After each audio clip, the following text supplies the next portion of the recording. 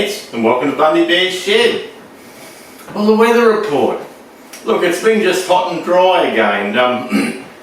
But I mean, the last couple of nights we've actually had the aircon on in the bedroom again.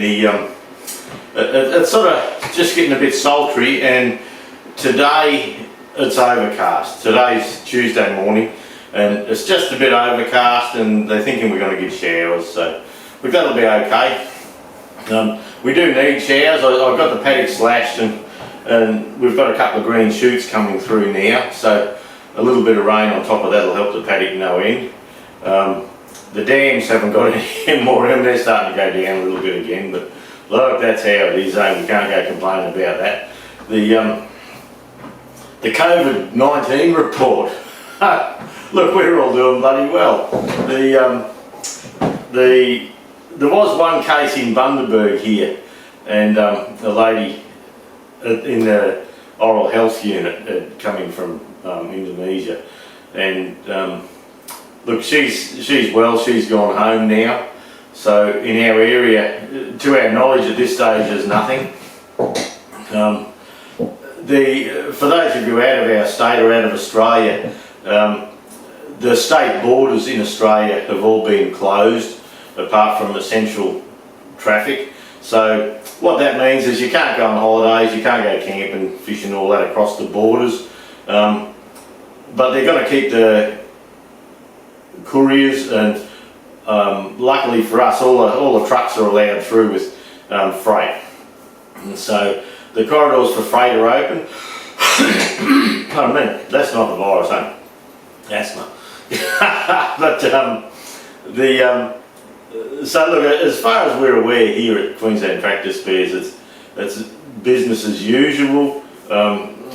We've put out a bit of a sheet on what to do. We had one bloke in yesterday. He's always a bit of a dick, this bloke, but anyway, we had one bloke in with masks on and all that, and wouldn't touch it, and that was fine, doesn't matter. And but yeah, look, in our area here, everyone's been careful. I've had Jude's got a little Yaris that she runs around on, Jude's armchair, and a great little town car, you know, for buzzing around with parts and things like that. Bloody useless for anything else, but but she loves it. And so over the weekend, I had great plans for the weekend, and I come home Friday afternoon and I sanded my bonnet. Thursday afternoon I put I sanded my bonnet down a bit Thursday arvo. Friday I finished it and put another coat across the top just to try and level it all out. And Saturday morning I put another coat across the top and let it level, and I started block sanding it out on the 135 bonnet. And look, it was coming up pretty good. Yeah, you put a bit of primer on, and I try and keep my primer and all that sort of thing. I try and keep that to a bare minimum under the paint. The local paint fellow, I was talking to him some time back now about 2-pack paint and all that, and I said, well, you know, a lot of 2-pack chips, you know, and people say it chips, and I've had it chip. And he said, oh look, it'll probably be more likely to chip if it's got a soft coat underneath it, you know, your undercoat or your primer is soft under the hard top layer. And they actually have 2 pieces of pipe down there, and one's got a bit of 2-pack John Deere yellow on it, and one's got a bit of 2-pack John Deere green, and you can crack them together.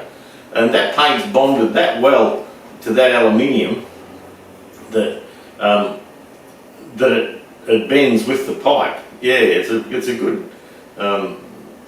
good example of how tough it can be. But he said a lot of the trouble with it is that where the 2-pack doesn't get to etch into the under properly, or it's too thick, the filler prime or whatever you have under it's too thick, and so you have a hard outer like icing on a cake or like an eggshell, you crack through that. So anyway, so I do try and sand it back down and have it as thin as I can. So I spent most of Saturday fiddling with that. There's not a bit of bog in that bonnet, not a sausage. And I and I rang Judy, and I've actually got the hole saw for on the battery flap on the 135. They have an air cleaner where overseas they don't. So so I've got the hole in and all that sort of thing. And but anyway, just as a final thing on Saturday evening, I come across, I forgot I had it, and I come across some a little bit of spray putty, just fill a putty, just a bit of final coat stuff, and I still had a couple of little, where there's just dimples where the spot welds were, and I thought, oh, that'll be good for that. What I'll do, I'll just run across the bonnet with it, and I read the thing, and it said, do a coat. Do reasonably light coat, but every 2 or 3 minutes, I said 2 to 5 minutes, you could, after it flashed dry, and you could actually see it flash dry. It went from a dark yellowy colour to a whitey sort of colour. And so I put 2 or 3 coats of that on and wandered off and come back. Well, I should have my bloody head red, the stuff didn't. I've been using the Bear coat thinners right up to this stage, and this stuff didn't interact with the Bear coat thinners, and it just went all Vicky crackly on me. So that was a bit disappointing. So after all my work through the week and on Saturday afternoon, I had these little cracks starting out, and I don't believe it's I put it on too thick and fast. I believe it's not the right stuff to go with the Bear coat enamel paint. I think I've mixed and matched, and I shouldn't have done.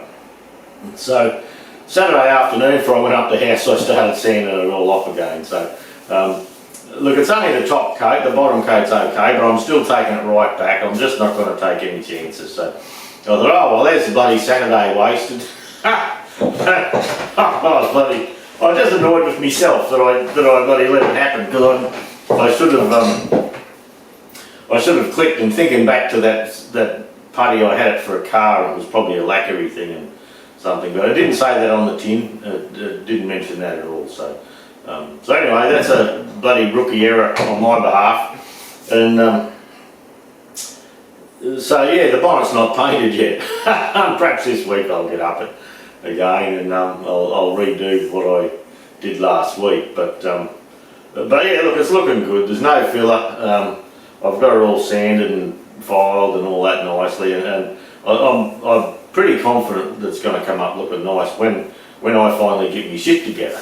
But anyway, that's one of those lessons. I probably could have got away with not putting that putty on, just as a final coat, and I thought, oh, it's so nice to sand, I'll just, nice top coat, and that's what happens.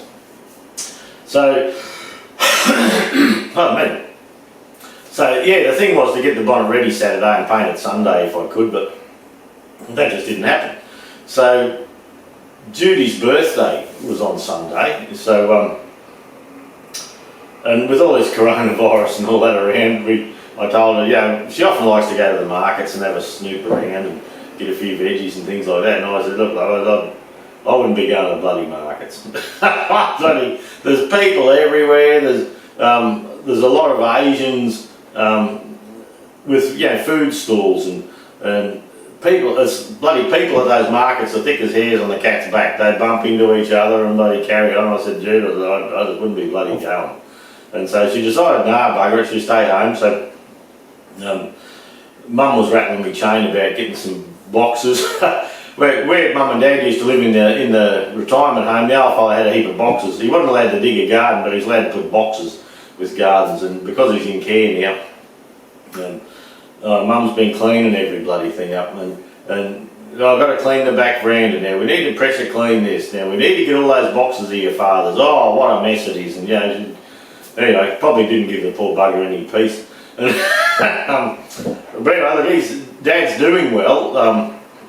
He's still in care. We're not allowed to visit him, and because he's feeling well. He had one crook day last Thursday, but apart from that, he's had about 3 really good weeks.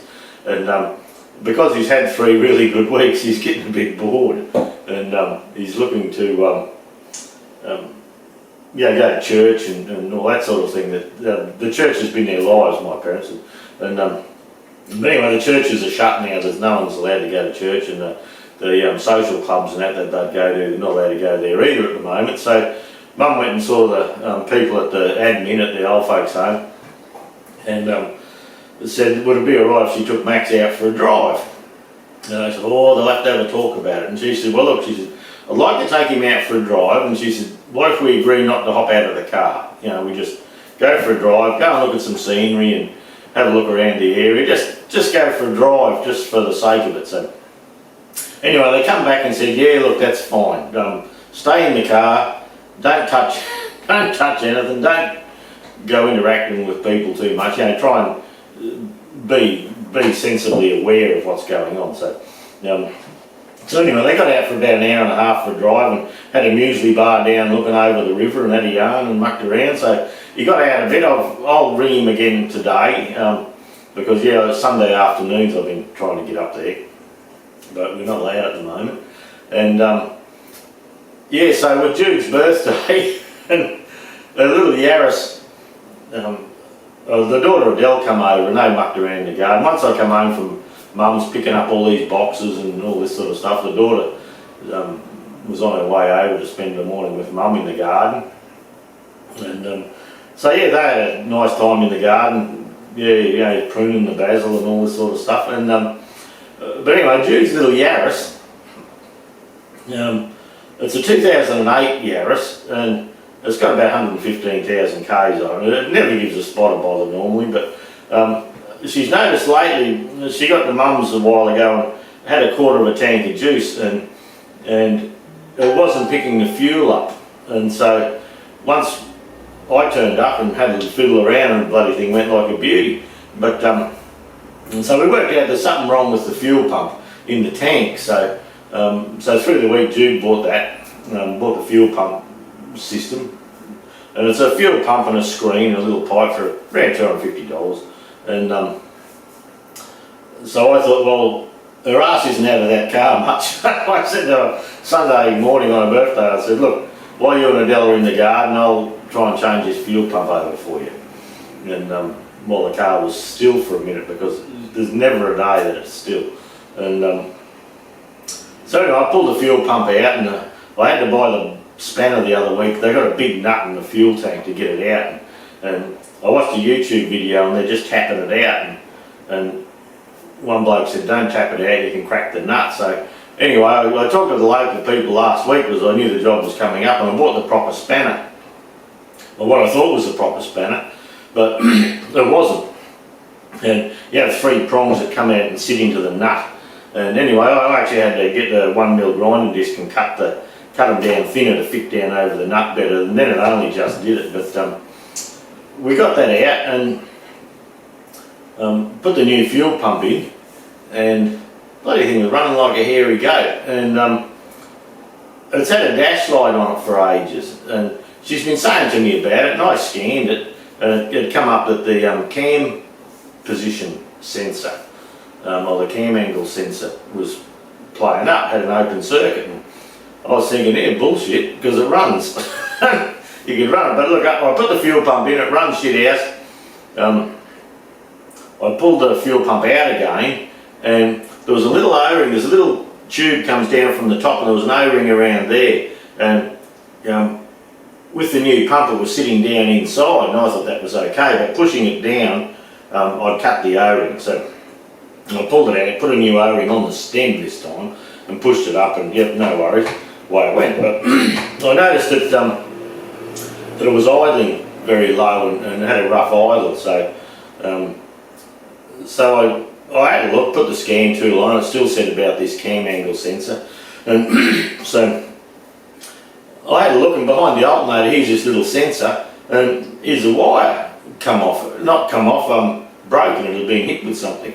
And so I thought, oh okay, that must be it, that must be this cam angle sensor. So I goes to town, grabs the cam angle sensor, comes home, that's not that one. So anyway, I found the proper place for the cam angle sensor, put that on, pardon me, and it was still running up the shit. So I thought I'd better find out what this other thing with the broken wire does, because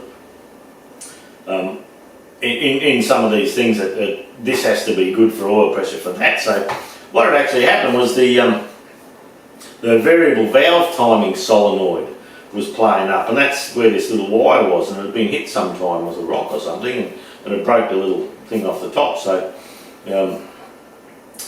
so anyway, yesterday, with the shops open then, yesterday I chased down this variable valve timing solenoid, and I put that on the little car, and look, it run better, but I still reckon the idle wasn't right. So in dry weather on petrol cars, you've got a mass airflow sensor, and that's up near your air cleaner. There's a little box with a wire coming into it, and the mass airflow sensor, it senses the air, the temperature of the air and all that comes in, and it adjusts your mixture and all that accordingly.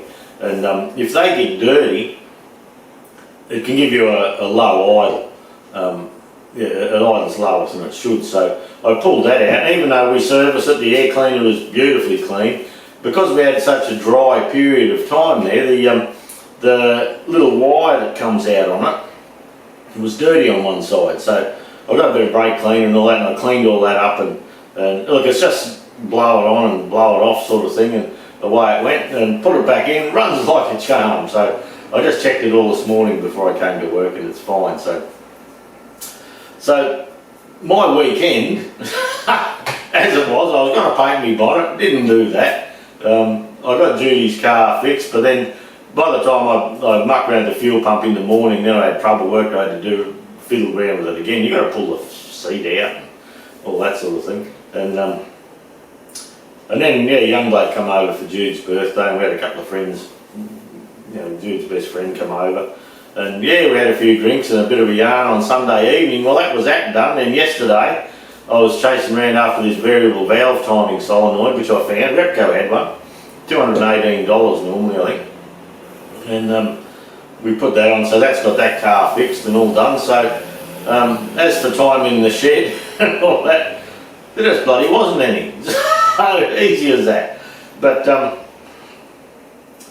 through the week last week, I got my 6-jaw chuck apart, and the new 6-jaw, I pulled it apart, I cleaned it out. It was gritty, and so I cleaned all that up. You bloody laugh. I watched the YouTube thing on using your ultrasonic cleaner for things, and I thought, that's the go. I'll put me parts in the ultrasonic cleaner and give them a good clean with a bit of degreaser. And I watched another clip about putting them in a bag, you know, a Ziploc bag, and another fella put them in a bottle and all that. So I had a Ziploc bag, so I raced in the kitchen, nicked a couple of Ziploc bags, put some nuts and bolts in it, put it in the ultrasonic cleaner, with degreaser in it, and the degreaser ate through the bloody bag. Absolute stuff up. But anyway, look, the parts are clean. I got all the bits and pieces clean on the chuck. I've put the chuck together. I've put it up. I've videoed this. That'll be tacked onto the stew playing with this chuck. And look, I've got it to within 1 thou. And on a self-centering chuck, within 1 thou, I reckon that's pretty good. I'm not going to chase that 1 thou. I've actually taken bits and pieces out and put others in and fiddled around and testing it. And it doesn't matter what I put in or turn it around 180 and all that, I'm still getting me 1 thou. So look, I'm happy with that for a self-centering chuck for a bloody old tractor mechanic. That's fine. I'm tickled pink about that. And so yesterday afternoon late, I thought, I don't bloody, you know, hadn't filmed anything, but I do have this footage coming up for you. But I pulled the 4-jaw apart, and it's the same, full of dirt and shit. And you can get a white rag. I had a bit of old sheet Jude chopped up for me, and I wiped around inside the chuck, brand new, no lube in there. Wiped around, it come out just black, just from the cast iron dust from where they've assembled these chucks in China. And they just haven't cleaned and they feel gritty and all that. So anyway, the 6-jaws, I haven't actually turned anything in the 6-jaw yet. I've got a few jobs coming up, making liner pullers and things like that. I originally had a big H puller, and I used to use that as my liner puller. I'm bloody sure I didn't sell it with the business. And the rod that comes up through the middle, it's just a piece of 3/4 UNC all threaded rod, and we machined a hex on it. And I used to machine a 1/2 inch hex on the top, and the idea was you put the plate under the liner, then you bring this bar all the way up through, and you put a single hex socket on the top, and then you can actually use a nut gun and the liners will just come up beautifully.